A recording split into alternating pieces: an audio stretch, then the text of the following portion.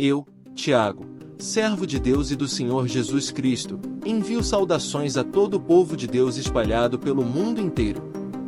Meus irmãos, sintam-se felizes quando passarem por todo tipo de aflições. Pois vocês sabem que, quando a sua fé vence essas provações, ela produz perseverança. Que essa perseverança seja perfeita a fim de que vocês sejam maduros e corretos, não falhando em nada.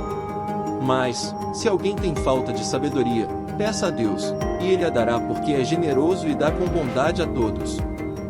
Porém peçam com fé e não duvidem de modo nenhum, pois quem duvida é como as ondas do mar, que o vento leva de um lado para o outro. 7. Quem é assim não pense que vai receber alguma coisa do Senhor. 8. Pois não tem firmeza e nunca sabe o que deve fazer. O irmão que é pobre deve ficar contente quando Deus faz com que melhore de vida. E quem é rico deve sentir o mesmo quando Deus faz com que piore de vida. Pois quem é rico desaparecerá como a flor da erva do campo. Quando o sol brilha forte, e o seu calor queima a planta, aí a flor cai, e a sua beleza é destruída. Do mesmo modo, quem é rico será destruído no meio dos seus negócios. Feliz é aquele que nas aflições continua fiel. Porque, depois de sair aprovado dessas aflições, receberá como prêmio a vida que Deus promete aos que o amam. Quando alguém for tentado, não diga, esta tentação vem de Deus. Pois Deus não pode ser tentado pelo mal e Ele mesmo não tenta ninguém. Mas as pessoas são tentadas quando são atraídas e enganadas pelos seus próprios maus desejos. Então esses desejos fazem com que o pecado nasça, e o pecado, quando já está maduro, produz a morte. Não se enganem, meus queridos irmãos. Tudo de bom que recebemos e tudo que é perfeito vem do céu, vem de Deus, o Criador das luzes do céu. Ele não muda, nem varia de posição, o que causaria escuridão. Pela sua própria vontade Ele fez com que nós nascêssemos, por meio da palavra da verdade, a fim de ocuparmos o primeiro lugar entre todas as suas criaturas. Lembrem disto, meus queridos irmãos, cada um esteja pronto para ouvir, mas demore para falar e ficar com raiva. Porque a raiva humana não produz o que Deus aprova. Portanto, deixem todo o costume moral e toda a má conduta. Aceitem com humildade a mensagem que Deus planta no coração de vocês, a qual pode salvá-los. Não se enganem, não sejam apenas ouvintes dessa mensagem, mas a ponham em prática. Porque aquele que ouve a mensagem e não a põe em prática é como uma pessoa que olha no espelho e vê como é, dá uma boa olhada, depois vai embora e logo esquece a sua aparência. O Evangelho é a lei perfeita que dá liberdade às pessoas. Se alguém examina bem essa lei e não a esquece, mas a põe em prática, Deus vai abençoar tudo o que essa pessoa fizer. Alguém está pensando que é religioso? Se não souber controlar a língua, a sua religião não vale nada, e ele está enganando a si mesmo. Para Deus, o Pai, a religião pura e verdadeira é esta: ajudar os órfãos e as viúvas nas suas aflições e não se manchar com as coisas mais deste mundo.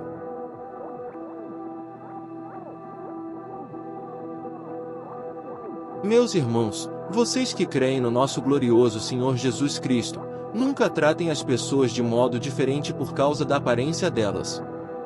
Por exemplo, entra na reunião de vocês um homem com anéis de ouro e bem vestido, e entra também outro, pobre e vestindo roupas velhas.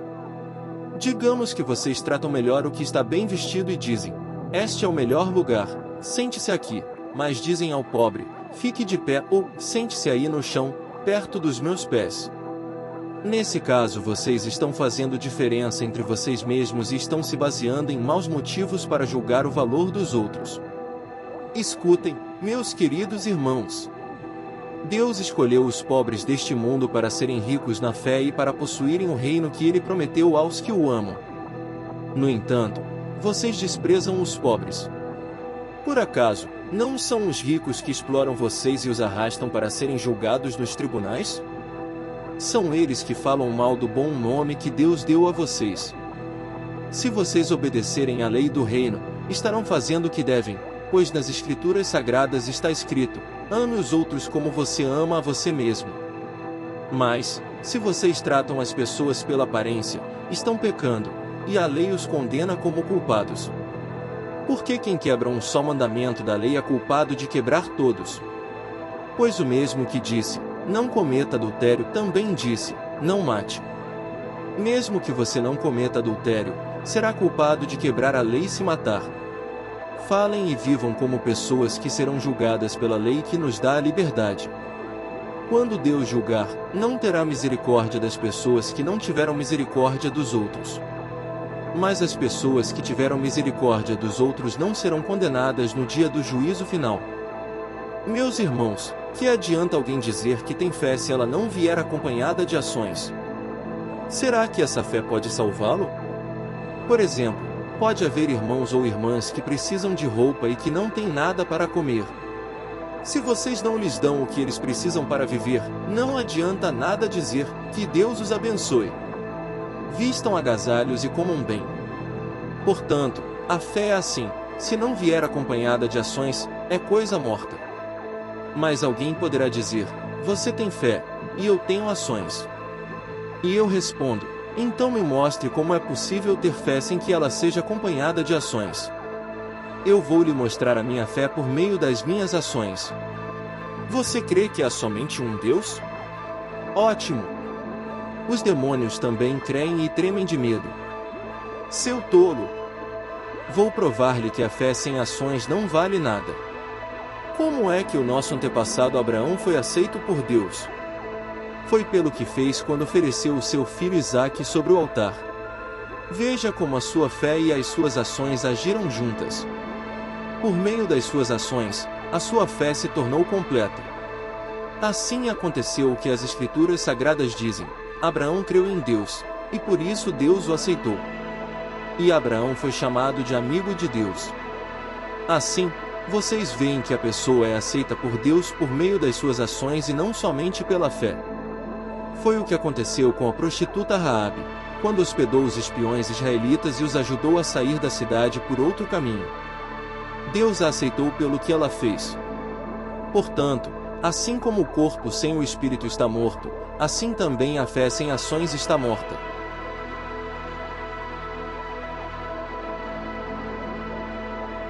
Meus irmãos, somente poucos de vocês deveriam se tornar mestres na igreja, pois vocês sabem que nós, os que ensinamos, seremos julgados com mais rigor do que os outros. Todos nós sempre cometemos erros.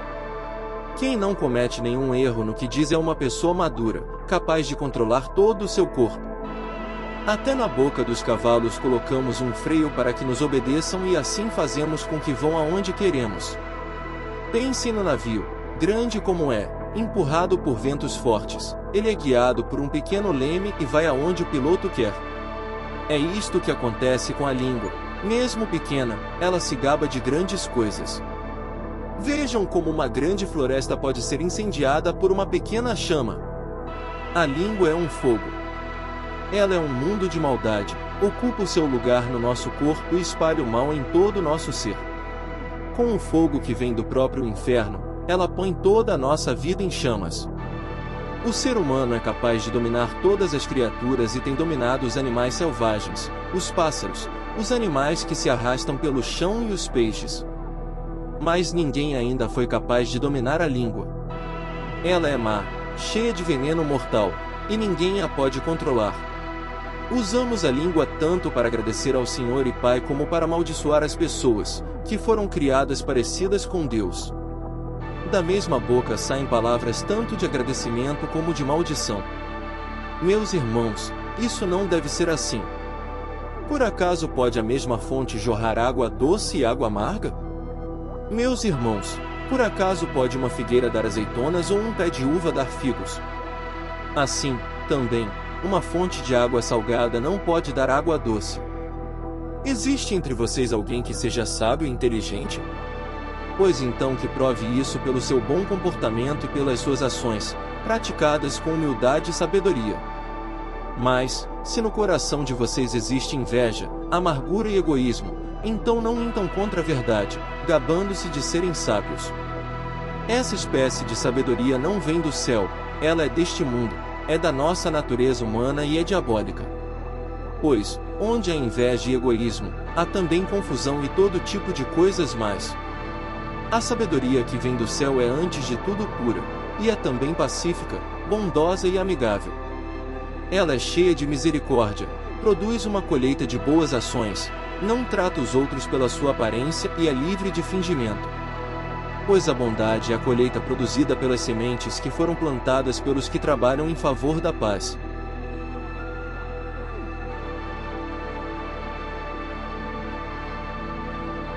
De onde vêm as lutas e as brigas entre vocês? Elas vêm dos maus desejos que estão sempre lutando dentro de vocês. Vocês querem muitas coisas, mas, como não podem tê-las, estão prontos até para matar a fim de consegui-las. Vocês as desejam ardentemente, mas, como não conseguem possuí-las, brigam e lutam. Não conseguem o que querem porque não pedem a Deus.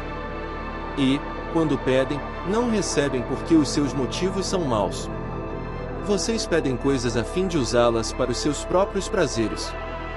Gente infiel! Será que vocês não sabem que ser amigo do mundo é ser inimigo de Deus?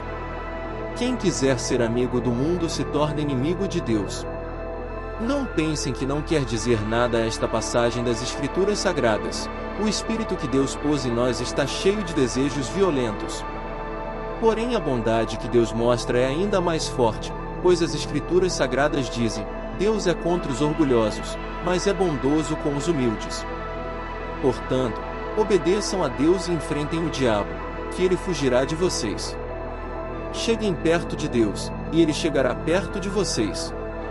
Lavem as mãos, pecadores. Limpem o coração, hipócritas.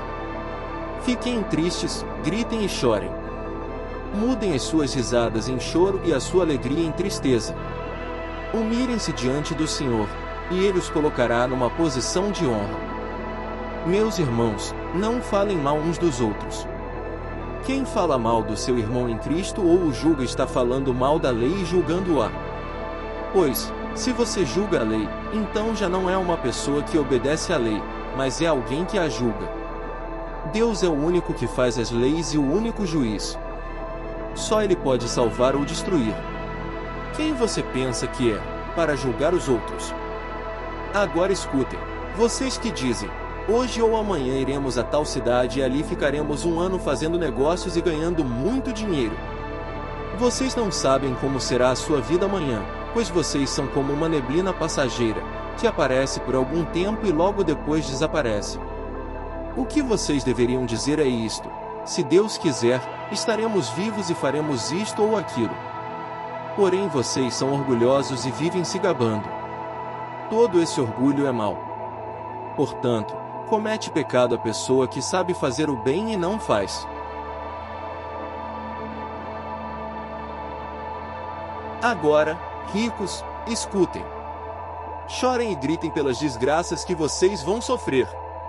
As suas riquezas estão podres, e as suas roupas finas estão comidas pelas traças. O seu ouro e a sua prata estão cobertos de ferrugem, e essa ferrugem será testemunha contra vocês, e como fogo, comerá o corpo de vocês.